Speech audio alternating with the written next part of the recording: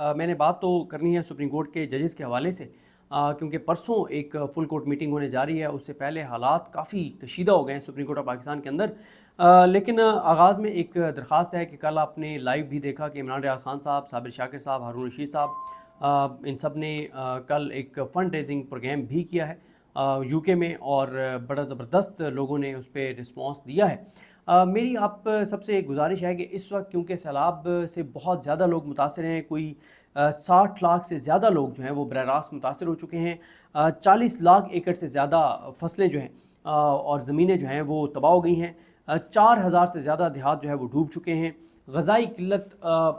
के बहरान का ख़दशा है। हज़ारों जानवर लोगों के बह गए हैं, मर गए हैं, और इस वक्त भी हालात बहुत ही ज़्यादा कशीदा हैं। मेरी आपसे दरख्वास्त ये है कि अगर ये 60 लाख लोग हैं तो ऐसे पाकिस्तान मतलब 25 करोड़ की हमारी आबादी है और 1.5 करोड़ के करीब ओवरसीज़ पाकिस्तानी हैं। तो पाकिस्तान के अंदर साहिब सरवत हैं, पाकिस्तान से बाहर हैं, जिनको अल्लाह ताला ने अता किया हुआ है। अगर 60 लाख पाकिस्तानी भी 25 करोड़ में से ऐसे आ जाएँ जो एक पाकिस्तानी कहे कि मैं एक पाकिस्तानी को रेस्क्यू करूँगा, एक पाकिस्तानी को मुश्किल से निकालूंगा, तो अल्लाह ताला अपना करम करेगा। और कभी भी अल्लाह की राह में जब आप खर्च करते हैं तो आपका रिस्क कम नहीं होता। आप अपने तौर पे करें, अपने किसी जानने वाले के ज़रिए करें। वो ऑर्गेनाइजेशंस जो बहुत अच्छा काम कर रही हैं सैलाब ज़दा इलाकों में, चाहे वो FGRF हो, चाहे वो अल-खिदमत हो, चाहे वो अख़ुवत हो, चाहे वो दीगर ऑर्गेनाइजेशंस हो, मिनहाज वेलफेयर फाउंडेशन हो, जितनी भी वेलफेयर की ऑर्गेनाइजेशंस हैं, अगर आपको उनमें से किसी पे भी एतमाद है, ज़ाहिर है इमरान रियाज खान साहब वगैरह एक बड़े पैमाने पे वो भी काम उन्होंने शुरू किया है, किसी पे भी आपको एतमाद है उसके ज़रिए करें, ख़ुद जाके करें, किसी गांव में ख़ुद चले जाएं और जाके किसी एक फैमिली की मदद करें। लेकिन 60 लाख ऐसे पाकिस्तानियों को सामने आना होगा जो हर एक बंदा कहे कि मैं एक बंदे को इस मुश्किल से, इस क्राइसिस से निकालूंगा। अल्लाह ताला अपना करम करेगा। बाकी मैं ज़ाहिर है जहाँ पे हम बहुत ज़्यादा तनकीद करते हैं, तो मैं क्योंकि बहुत से दोस्तों के साथ राब्ते में हूँ और हम तनकीद भी बहुत ज़्यादा कर रहे हैं जहाँ पे ब्यूरोक्रेसी काम नहीं कर रही, तो मुल्तान के हवाले से जो मुझे बताया गया है, मुझे नाम भी मैंने फिर नोट किए हैं। मुल्तान में जो डिवीज़नल डायरेक्टर हैं मुल्तान लाइव स्टॉक के, डॉक्टर महमूद इजाज़ गोरसी, और एडिशनल डायरेक्टर ग़ुलाम नबी, ये मुल्तान लाइव स्टॉक के एडिशनल डायरेक्टर हैं, और डिप्टी डायरेक्टर जो मुल्तान के हैं डॉक्टर शहजाद अली और उनकी टीम, इनके हवाले से बताया गया है कि ये वहाँ पे ख़ासी इन्होंने मेहनत की है और मेहनत कर रहे हैं जानवरों के चारा फराहम करने के हवाले से, और ख़ास से ये एक्टिव हैं। तो ऐसे तमाम ब्यूरोक्रेट्स या ऐसे तमाम सरकारी अफसरान, रेस्क्यू 112 के नौजवान, फ़ौज के जवान और दीगर जो रेस्क्यू इदारों के जवान हैं जो इस वक्त रेस्क्यू की एक्टिविटीज़ में हैं, या जितने भी रफ़ाई इदारों के कारकुन हैं, उन सब के लिए हमारी बहुत दुआएं। अल्लाह ताला उनको सलामत रखे, अल्लाह ताला उनको, उनकी फ़ैमिली को अपनी अमान में रखे और इसकी जज़ाए खैर दे जो वो इस वक्त खिदमत कर रहे हैं। और जो काम नहीं कर रहे वो भी इस बात का एहसास करें कि इस वक्त पाकिस्तान के करोड़ों लोग मुश्किल में, लाखों लोग मुश्किल में हैं, तो उनकी जो हेल्प हो सकती है वो की जाए।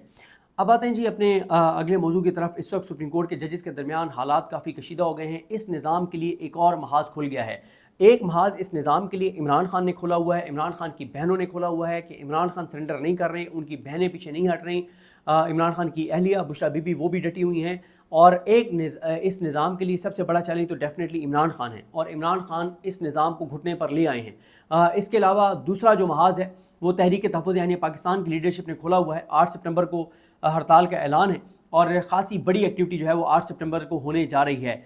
लेकिन तहरीक इंसाफ की जो बाहर क़यादत है वो उस तरह से हमें एक्टिव नज़र नहीं आ रही, चाहे वो सैलाबज़दा इलाकों के अंदर एक्टिविटीज़ हों, इस हुकूमत को एक्सपोज करना हो, चाहे वो प्रेस कॉन्फ्रेंसेस करके इस हुकूमत की या प्रेस कॉन्फ्रेंसेस करके इस हुकूमत की जो बद इंतज़ामी है, जो करप्शन, लूट मार, नाअहलियाँ हैं, खामियाँ हैं, उनको एक्सपोज करना हो, आवाम की हालत ज़ार बतानी हो, उस पर तहरीक इंसाफ की बाहर लीडरशिप हमें बिल्कुल एक्टिव जो है वो नज़र नहीं आती। ना ही तहरीक में वो संजीदा नज़र आते हैं, ना इमरान खान की बहनों के साथ जो हुआ है उस पर संजीदा नज़र आते हैं। मुकम्मल तौर पर ठंड प्रोग्राम है क्योंकि ये कंप्रोमाइज़ हैं। लेकिन एक और महाज खुल गया है, वो है जुडिशरी का महाज। देखें, मैं आपको ना इस लेटर को पढ़ के बताता हूँ और साथ साथ थोड़ा सा एक्सप्लेन भी करता रहूँगा। ये आपके लिए जानना इसलिए ज़रूरी है अगर कोई जानना चाहे, क्योंकि इसी के ऊपर जो है वो अदलिया के अंदर बड़ी लड़ाई का आगाज़ हो गया है। देखें, हम ये तनकीद करते थे, लेकिन वो हमारी तनकीद ख़त्म हो गई है। हम तनकीद करते थे मंसूर अली शाह साहब पर, मुनीब अख्तर साहब पर, अतर मिनल्ला साहब पर कि अगर हाई कोर्ट के जजेस, आज़ाद जजेस डटे हुए हैं, लड़ रहे हैं, तो आप भी कुछ ना कुछ करें। तो अब ये काम शुरू हो गया। आपने देखा कि पहले मंसूर अली शाह साहब और मुनीब अख्तर साहब ने ख़त लिखकर chief justice Pakistan justice Yahya Khan Afridi को एक्सपोज किया, اس کے بعد اطہر ملا صاحب نے خطاب کیا. اطہر ملا صاحب کے حوالے سے میں اگلی ویڈیو میں بڑی تفصیل سے بات کرنی ہے کہ ان کی کون سی بات سب سے زیادہ ناگوار گزری ہے اور جس پہ جو ہے نا وہ اس نظام کے تن بدن میں آگ لگی ہوئی ہے. اب جو ہے وہ منصور علی شاہ صاحب نے ایک خط لکھا ہے چیف جسٹس پاکستان جسٹس یحییٰ آفریدی کو, اور اب جسٹس یحییٰ آفریدی اور منصور علی شاہ صاحب کے درمیان معاملات پوائنٹ آف نو ریٹرن پہ پہنچ گئے ہیں, اور جسٹس منصور علی شاہ نے جسٹس یحییٰ آفریدی کو مکمل طور پہ ایکسپوز کر دیا ہے. ایسا انہوں نے ایک لیٹر لکھا ہے جو پوری ایف آئی آر ہے, جو پوری چارج شیٹ ہے, پورا مقدمہ ہے, اور جسٹس یحییٰ آفریدی اس سے نہیں نکل سکتے. یہ پیچھا کرے گا یہ لیٹر جسٹس یحییٰ آفریدی کا. جسٹس یحییٰ آفریدی کے لیے حالات تنگ ہوتے چلے جا رہے ہیں. اب ان کو کھل کے اور بتانا پڑے گا کہ ہاں میں نواز شریف کا بندہ ہوں, ہاں میں شہباز شریف کا بندہ ہوں, ہاں میں اس نظام کا بندہ ہوں, ہاں میری وفاداری اس نظام کے ساتھ ہیں, ہاں میری محبتیں, میری عقیدتیں, میرا سب کچھ, میرا تن من دھن اس نظام کے لیے ہے, ہاں میں ڈیل کر کے آیا ہوں, ہاں میں اس نظام کے ساتھ کھڑا رہوں گا, ہاں ہاں ہاں میں آئین کے ساتھ نہیں ہوں, میں اپنے حلف کے ساتھ نہیں ہوں, میں جن چیزوں پہ معاملات طے کر کے آیا ہوں میں وہی کروں گا, جو میرا اکھاڑ سکتے ہو اکھاڑ لو, جو میرا کر سکتے ہو کر لو, میں شہباز شریف کے ساتھ چلوں گا, میں اس نظام کے ساتھ چلوں گا, میں آئین اور قانون کے ساتھ نہیں چلوں گا, نہیں چلوں گا, نہیں چلوں گا. اب جسٹس منصور علی شاہ صاحب نے جو لیٹر لکھا ہے, لیٹر کیا لکھا ہے ایک بات ذہن میں رکھیں کہ پرسوں ہونے جا رہی ہے سوموار کو 8 سپٹمبر کو فل کورٹ ریفرنس ہوگا اوپن کورٹ میں عدالتی سال کے آغاز کے موقع کے اوپر, کیونکہ چھٹیاں ہیں, چھٹیاں ختم ہوں گی 8 سپٹمبر کو. 8 سپٹمبر کو نئے عدالتی سال کا آغاز ہوگا جس میں جسٹس یحییٰ خان آفریدی اپنی جھوٹی کارکردگی بتائیں گے, ہوائی فائرنگ کریں گے, میں نے یہ کر دیا, میں نے یہ کر دیا, میں نے یہ کر دیا, میں نے وہ کر دیا. وہ سب جھوٹ ہوگا, وہ سب غلط بیانی ہوگی, وہ فنکاری ہوگی, وہ اداکاری ہوگی, شہباز شریف کی طرح ڈرامے ہوں گے. اس سے پہلے جسٹس سید منصور علی شاہ نے خط لکھ کے اتنا پھنسا دیا ہے کہ اب جب وہ سوموار کو سپیچ کریں گے تو آپ میں ہم سب ان چیزوں پہ پرکھیں گے جسٹس یحییٰ آفریدی کو کہ بھائی کیا آپ نے ان سوالوں کے جواب دے جو منصور علی شاہ صاحب نے آپ پہ سوالات اٹھائے ہیں, وہ سوالات کیا ہیں, اور کیوں یہ سوال پیچھا کریں گے جسٹس یحییٰ آفریدی کا. اور یہ بڑا ہی بہت امپورٹنٹ ہے اس خبر کو, یہ میں اس لیے بھی یہ لیٹر آپ کے سامنے پڑھ کے سنانا چاہتا ہوں کیونکہ اس کو میڈیا پہ کوریج رکوا دی گئی ہے, میڈیا کو روک دیا گیا کہ آپ نے اس کی کوریج نہیں کرنی. کیوں؟ کیونکہ اس نظام کے اہم ترین کردار جسٹس یحییٰ آفریدی کے ایکسپوز ہونے کا یہ قصہ ہے, یہ ان کا ڈاکومنٹ ہے, یہ دستاویز ہے, یہ چارج شیٹ ہے. اس لیے یہ نظام نہیں چاہتا کہ اس کے اوپر بات ہو, اس لیے ہم نے اس کے اوپر بات کرنی ہے, اس کو سننا ہے, سنانا ہے, اپنے طور پہ لوگوں کو بتانا ہے کہ یہ منصور علی شاہ صاحب نے خط لکھا ہے. اس خط میں پہلا نقطہ انہوں نے لکھا ہے کہ فوری نوعیت کے جو ادارہ جاتی خدشات ہیں, عدلیہ کو جو ایسے خدشات ہیں اس کے اوپر انہوں نے لکھا ہے. منصور علی شاہ صاحب نے لکھا ہے یحییٰ آفریدی صاحب کے نام خط میں کہ آپ کے بعد اس عدالت کا سینئر ترین جج ہونے کے ناطے میں یہ خط نہ چاہتے ہوئے بھی ایک ناگزیر ادارہ جاتی ذمہ داری پوری کرنے کے لیے لکھ رہا ہوں. وہ کہتے ہیں کہ میں ناگزیر وجوہات ہیں, عدالت کو بچانا ہے, ادارے کو بچانا ہے, اس لیے یہ خط لکھ رہا ہوں. مجھے یہ خط لکھنے پر مجبور کرنے والی بات آپ کا مستقل اور مکمل مسائل کو نظر انداز کرنا ہے, کیونکہ آپ مسائل کو مکمل طور پر نظر انداز کر رہے ہیں, اس لیے میں مجبور ہوں یہ خط لکھنے پر. میرے بار بار کے خطوط اور تحریری رابطے جو میں نے ذیل میں درج مسائل پر آپ کو بھیجے سب کے سب نظر انداز کر دیے گئے. وہ کہتے ہیں کہ آپ نے میرے تمام لیٹرز, میرے تمام خطوط, میری تمام درخواستیں, جو کچھ میں نے آپ کو لکھا ہے آپ نے سب کو نظر انداز کیا, آپ نے کسی چیز کا جواب نہیں دیا. وہ کہتے ہیں کہ نہ ایک بار مجھے کوئی آپ نے تحریری جواب دیا, نہ ہی زبانی طور پہ آپ نے میرے سوالوں کا جواب دیا جو بار بار میں عدلیہ کے ادارے کو بچانے کے لیے آپ کو لکھ رہا تھا, میں آپ کو آپ کا حلف یاد دلانے کے لیے لکھ رہا تھا, لیکن آپ جو ہے وہ مکمل طور پہ مجرمانہ طور پہ خاموشی اختیار کیے ہوئے ہیں. ظاہر ہے کانفیڈنٹ نہیں, نظام آپ کے ساتھ ہے, طاقت آپ کے ساتھ ہے, بندوق آپ کے ساتھ ہے, تو آپ کیوں آئین کے اوپر ہونے والے سوالوں کا جواب دیں گے. منصور علی شاہ صاحب کہتے ہیں کہ چیف جسٹس پاکستان کی طرف سے عدالت کے سینئر ترین جج کے ساتھ اس قسم کی خاموشی محض بدتمیزی نہیں بلکہ اس عدالت کی ہم آہنگی کی روایت کو نقصان پہنچاتی ہے اور اس ادارہ جاتی شائستگی کی خلاف ورزی ہے جس کے بغیر کوئی آئینی عدالت اپنا کام نہیں کر سکتی. وہ کہتے ہیں یہ بدتمیزی اور بدتہذیبی ہے کہ میں لیٹر لکھ رہا ہوں, آئینی سوال اٹھا رہا ہوں, قانونی سوال اٹھا رہا ہوں, آپ کو آپ کا حلف یاد دلا رہا ہوں اور آپ جواب ہی نہیں دے رہے. اس طرح تو معاملہ نہیں چل سکتا. منصور علی شاہ صاحب کہتے ہیں کہ جیسا کہ 8 سپٹمبر 2025 کو نیا عدالتی سال شروع ہو رہا ہے اور آپ نے عدالتی کانفرنس طلب کی ہے, کیونکہ ایک تو اوپن کورٹ میں کانفرنس ہوگی, ایک اندر ججز کی چائے کے اوپر میٹنگ ہوگی, بند کمرے میں میٹنگ ہوگی, وہ فل کورٹ میٹنگ ہوگی, باہر فل کورٹ ریفرنس ہوگا. تو منصور علی شاہ صاحب کہتے ہیں کہ آپ نے عدالتی کانفرنس طلب کیا ہے جس میں آپ کی جانب سے کی جانے والی عدالتی اصلاحات کا جائزہ لیا جائے گا اور نئے عدالتی سال کے لیے ترجیحات طے کی جائیں گی. ہر عدالتی سال کے آغاز پہ جو فل کورٹ میٹنگ ہوتی ہے اس میں پچھلے سال کی کارکردگی کو جانچا جاتا ہے اور اگلے سال کے اہداف کا تعین کیا جاتا ہے کہ اگلے سال ہم نے کیا کرنا ہے. تو منصور شاہ صاحب کہتے ہیں کہ کیونکہ آپ نے اس فل کورٹ میٹنگ میں جو بند کمرے میں ہوگی پچھلے سال کی اپنی کارکردگی کا حساب دینا ہے، جواب دینا ہے اور اگلے سال کی اپنی ترجیحات کے بارے میں اطلاع دینی ہے، تو ضروری ہے کہ آپ کو جو ہے وہ بر وقت میں یاد دلاؤں کہ آپ کو کن چیزوں پہ بات کرنی چاہیے۔ وہ کہتے ہیں کہ یہ بر وقت اور موقع کی مناسبت سے درست بات ہوگی کہ میری جانب سے اس خط میں اٹھائے گئے خدشات کا آپ کی جانب سے اس فورم پر جواب دیا جائے، وہ جو میٹنگ ہے اس میں آپ جواب دیں۔ ان سوالات کا جواب دے کر نہ صرف آپ جو ہے وہ ان سوالوں کا بھی جواب دیں، یہ جو میں آپ کو خط لکھ رہا ہوں آپ ان سوالوں کا بھی جواب دیں جو آج تک آپ نے جواب نہیں دیا، اور بلکہ ججز، بار اور عوام کو بھی یقین دہانی آپ کروائیں کہ ہم خدمت کر رہے ہیں، اور آپ کا اصلاحات کے حوالے سے وین کی جو بنیاد ہے وہ ججز کے درمیان ہم آہنگی، شفافیت اور آئین سے وفاداری کی بنیاد پر ہے، کہ آپ عوام کو، ججوں کو، بار کو، وکیلوں کو اعتماد دیں، یقین دلائیں کہ آپ کی جو کمٹمنٹ ہے وہ حلف کے ساتھ ہے، پاکستان کے ساتھ ہے، پاکستان کے عوام کے ساتھ ہے۔ اس خط کو میری ذاتی شکایت نہ سمجھا جائے بلکہ وقار اور ذمہ دارانہ حیثیت سے لکھا گیا ہے۔ وہ کہتے ہیں میں اپنی کوئی شکایتیں نہیں کر رہا آپ سے، کوئی ذاتی میرا مسئلہ نہیں ہے، مسئلہ آئین کا ہے، پاکستان کا ہے۔ وہ کہتے ہیں کہ میں نے آپ کے بطور چیف جسٹس دور میں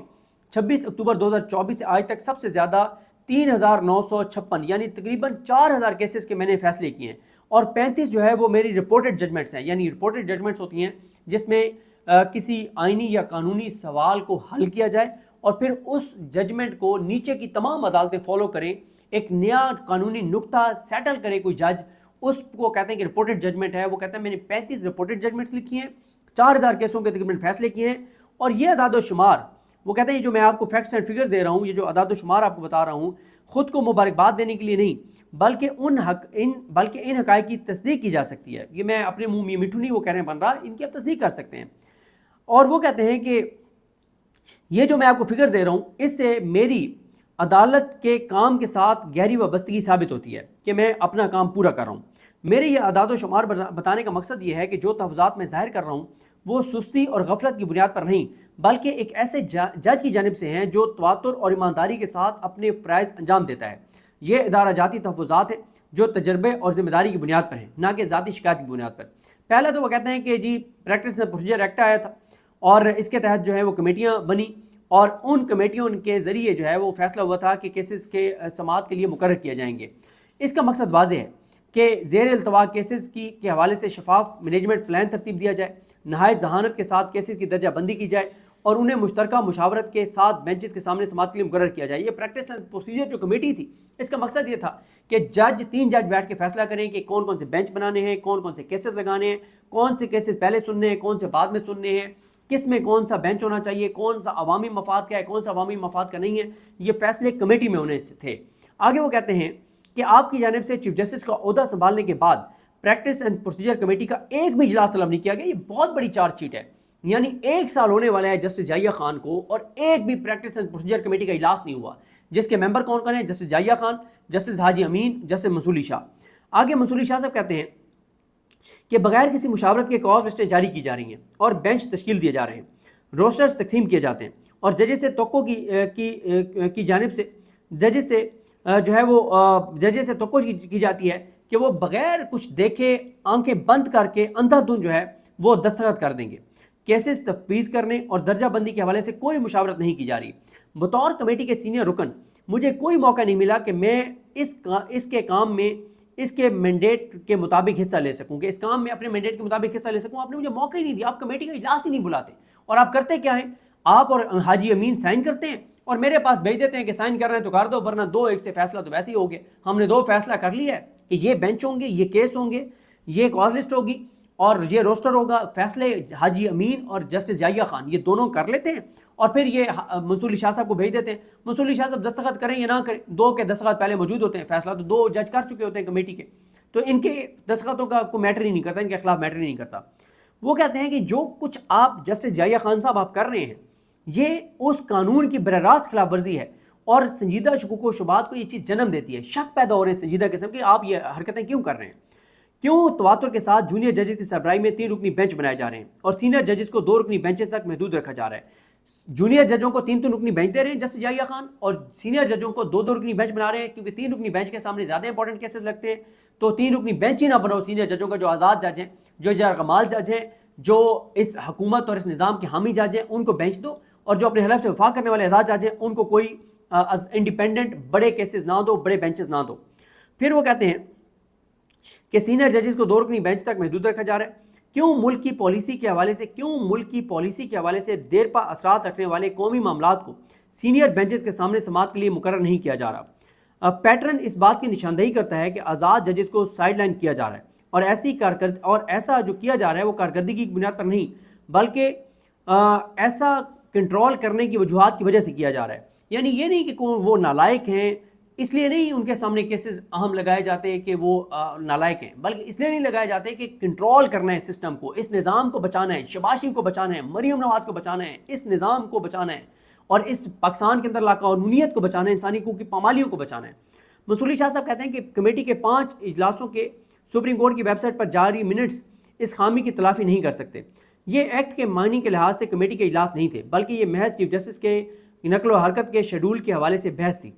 کمیٹی کی جانب سے لازمی طور پر مانے جانے والے اکثریتی فیصلے کی خلاف ورزی کرتے ہوئے یہ منٹس ویب سائٹ پر جاری کیے گئے۔ میں نے اس موقع پر شفافیت کے لیے اپنا اختلاف ریکارڈ کروایا تھا، تاہم اس کو نظر انداز کر دیا گیا۔ ایسا مائنڈ سیٹ ججز کے درمیان ہم آہنگی کی نفی ہے اور ڈکٹیشن کی طرف مائل ہونے کو ظاہر کرتا ہے کہ آپ تو ڈکٹیشن دے رہے ہیں، کوئی مشورہ نہیں کر رہے، اور آپ نے جو منٹس جاری کیے ہیں وہ بھی غلط جاری کیے ہیں، آپ نے کمیٹی کے فیصلے کے خلاف جاری کیے ہیں، اور آپ کھلم کھلا کمیٹی کے فیصلوں کی خلاف ورزی کر رہے ہیں۔ پھر وہ کہتے ہیں کہ 1 مین شو کا جن جسے پارلیمنٹ نے قانون سازی کے ذریعے بند کرنے کی کوشش کی وہ ایک مرتبہ پھر چھوڑ دیا گیا۔ وہ کہتے ہیں کہ ہوا یہ تھا کہ پہلے چیف جسٹس کو کہا جاتا تھا ماسٹر آف دا روسٹر ہے کہ چیف جسٹس فیصلہ کرے گا، پارلیمنٹ نے کہا کہ چیف جسٹس فیصلہ نہیں کرے گا، 3 جج فیصلہ کریں گے۔ اب وہ کہہ رہے ہیں کہ وہی ہو رہا ہے، آپ اپنی مرضی کے فیصلے کر رہے ہیں اور کسی کو پوچھ ہی نہیں رہے۔ ایک جج آپ نے اپنے ساتھ اپنے یار حاجی امین کو ملا لیا ہے اس نظام کے، وہ بھی بینیفیشری ہیں، آپ بھی بینیفیشری ہیں، آپ دونوں مل کے فیصلہ کر رہے ہیں، مشاورت تو ہو ہی نہیں رہی، اور وہی چیز ہو رہی ہے جو پہلے ہو رہی تھی۔ پھر وہ کہتے ہیں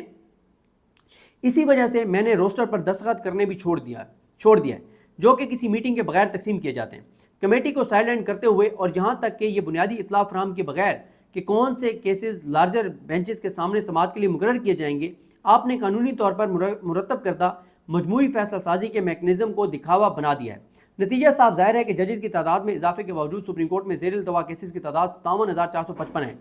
کیسز کی تعداد کو کم کرنے کے لیے ججز کی تعداد میں اضافے کا مقصد فوت ہو گیا ہے۔ ججز کی تعداد میں اضافے کا مقصد زیر التوا مقدمات کی تعداد کو کم کرنا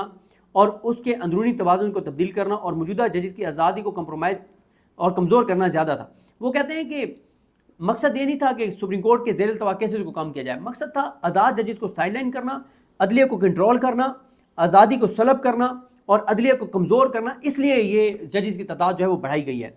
وہ کہتے ہیں کہ سپریم کورٹ کے جو رولز ہیں وہ آئینی دستاویز ہے جس کے ذریعے جو 1980 کے رولز پر نظر ثانی سپریم کورٹ کے یہ جو آئینی دستاویز ہے جس کے ذریعے سپریم کورٹ کام کرتی ہے، 4 دہائیوں بعد ان پر پہلی مرتبہ نظر ثانی ایک تاریخی امپورٹنٹ مرحلہ ہے، ایک اہم مرحلہ ہے کہ 40 سال بعد 1980 میں رولز بنے تھے، اب 40 سال بعد رولز کے اوپر نظر ثانی ہو رہی ہے، وہ تبدیل ہو رہے ہیں، یہ بہت اہم معاملہ ہے۔ اس مقصد کے لیے انتظامی سطح پر فل کورٹ میٹنگ طلب کی جانی چاہیے تھی، اس کی بجائے آپ نے ڈرافٹ رولز کی منظوری کے لیے سرکولیشن کے ذریعے فیصلے کو ترجیح دی۔ ایسا کرنا معمول کے کاموں کے لیے تو ٹھیک ہے، تاہم عدلیہ کے آئینی فریم ورک میں تبدیلی کے لیے ایسا کرنا درست نہیں۔ انہوں نے کیا یہ کہ ہونا یہ چاہیے تھا کہ جب آپ رولز میں تبدیلی کر رہے ہیں 1980 کے رولز میں 40 سال بعد 45 سال بعد، ہونا تو یہ چاہیے تھا کہ تمام ججز بیٹھتے ڈسکس کرتے، لیکن یہ نہیں کیا۔